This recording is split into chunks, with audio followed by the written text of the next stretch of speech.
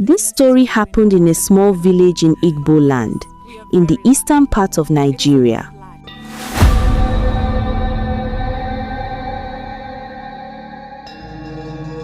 There lived a couple, a man and his wife, who by every standard were doing well for themselves. They had land, they had shops, they had respect in their community. From the outside, their life looked complete, but inside their home, there was a silence that hurt, the silence of a house with no children. Later, they were blessed with a beautiful daughter. They thought that God had answered her prayers, but they never knew that something else had entered their home. No one could explain what happened to their family. Even today, when they sit quietly and think about it, it still doesn't make sense. Sometimes they tell you it was just bad luck. Sometimes they say maybe it was sickness. But deep down in their hearts, there was something that refused to agree. Because what happened to them was not normal. It felt like something followed them. Like something came into their house wearing the face of a child. And before they understood anything, it finished everything they had and left. She was born Ogbanje. Ogbanje, according to their tradition, is referred to as a spirit child that enters a family with a motive of causing the family pains, misery, grief, and lack of progress. He or she dies young after the mission is accomplished and returns again to another family through reincarnation. And their family fell victim. But before all this started, their life was simple. The husband and wife were rich and they were comfortable. They had hectares of land. They had shops. They had peace. That kind of quiet life where one could sleep at night without fear. But something made them incomplete. There was no cry of a baby in their house. This made their joy thwarted. They prayed. They fasted. They went to prayer houses, hospitals. They did a lot of sacrifices, all in the name of seeking a child. Every month they hoped. Every month they were disappointed. So when she finally came, it felt like God remembered them. They celebrated. The husband couldn't stop smiling. He would talk to the baby like she could hear him. They bought clothes early. They chose names early. They planned everything early. They were happy. Too happy. Maybe that was why the fall hurt more. When she was born, she was very small. Too small. The nurse said she was underweight. But they didn't mind. They just thanked God she was alive. They named her Chisom, meaning God is with me. If only they knew. From the beginning, she was always sick. Not normal baby sickness. Not just cough or fever. It was always something serious. High temperature. Weak body. She would cry the whole night. Sometimes she would stop breathing for seconds and scare them. They were always in the hospital. Always. The nurses even knew them by name. Every month, new tests, new injections, new drugs, different doctors. Nobody could explain exactly what was wrong. One doctor said infection, another said blood problem, another said immune disorder. Every test showed something different. Nothing was clear. But one thing was clear. Money was going fast. At first, they didn't care. She will be fine, the husband would say. We just need to try harder. So they tried harder. They spent more. They traveled to bigger hospitals, different cities, different specialists. They sold their car, then their generator, then their gold jewelry. Everything slowly started leaving their house. But the sickness didn't leave. It only grew worse.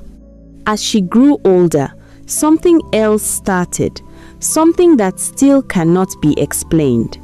She started talking alone. At first, they thought it was normal. Children talk to themselves sometimes, but this one was different.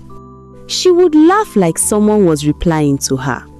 She would pause like she was listening, then answer like a real conversation.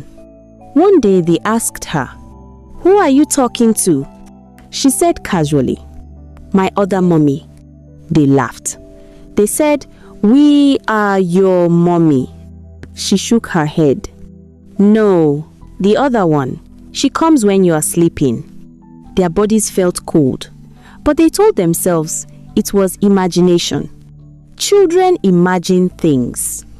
So they ignored it. They wished they didn't. Sometimes at night, they would hear whispering from her room. Soft voices, like two people talking quietly. When they entered, she would be alone, wide awake, smiling as if someone just left. They started feeling uncomfortable in their own house. But they didn't tell anyone everything. The husband was already stressed with hospital bills. They didn't want to add fear to his heart. The sickness kept getting worse. Every new medicine, every new therapy, nothing worked. Her body seemed weaker after each hospital visit. One night, she was trembling beside her bed. Her small hands held theirs. Her eyes were watery. She whispered, "Mommy, why am I always sick?" They hugged her and said, "Don't worry, baby. We will find a way. We will make you well." But even as they said it, they didn't believe it. They didn't know how they could fix this. Years passed. Instead of getting stronger, she grew weaker. Other children her age were running and playing.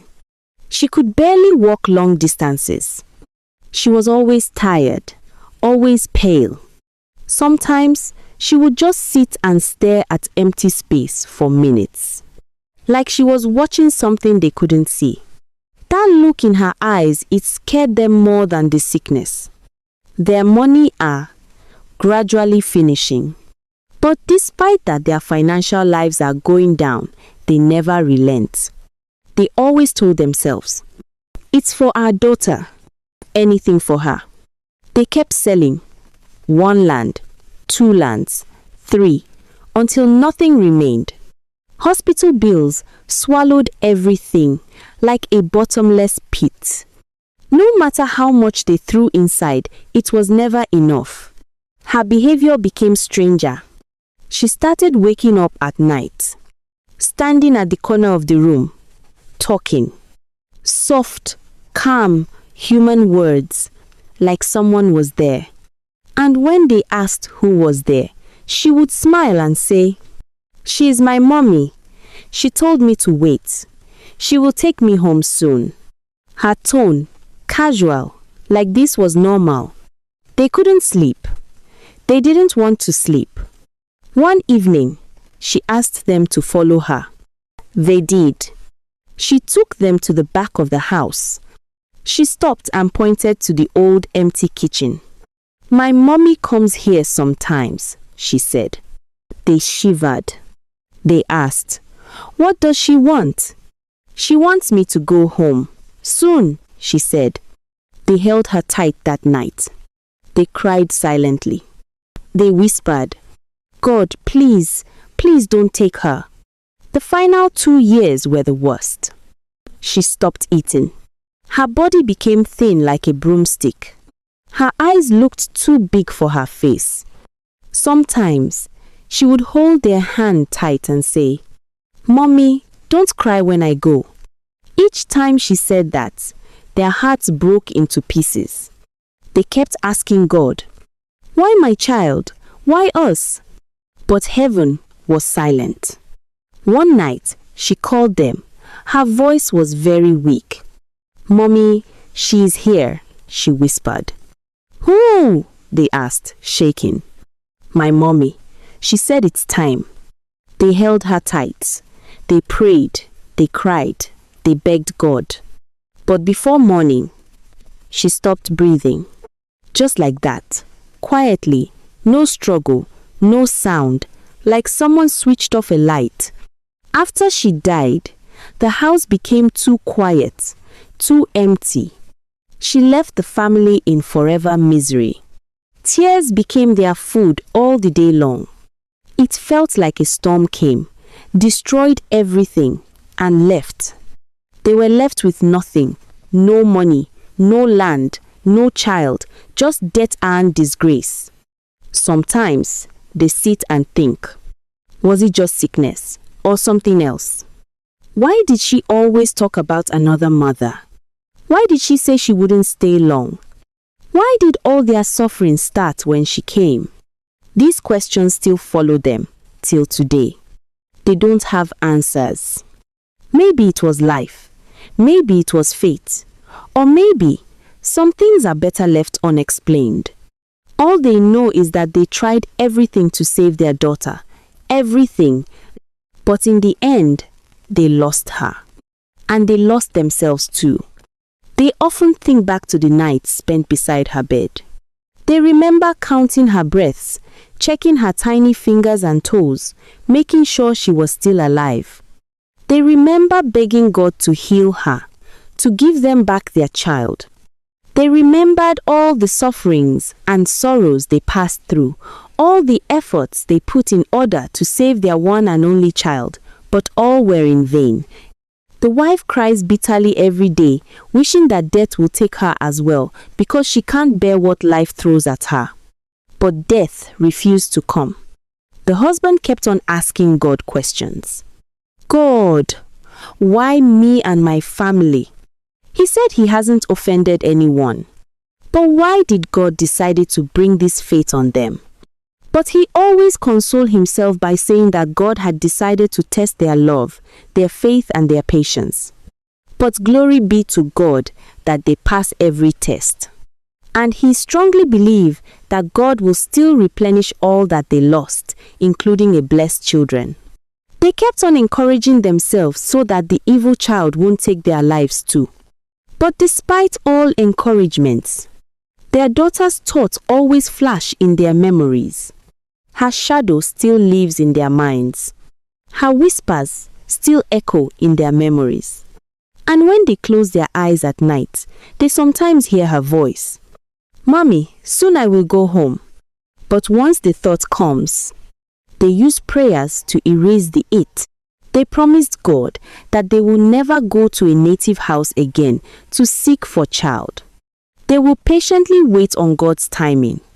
Gradually, the couple started bouncing back to whom they were before. Our adage says that what you don't know can't kill you, but this story taught us that what you don't know can still kill you. If you are inspired by this story, comment, "What I don't know can't kill me." Subscribe to this channel. Like, share, and stay tuned for more.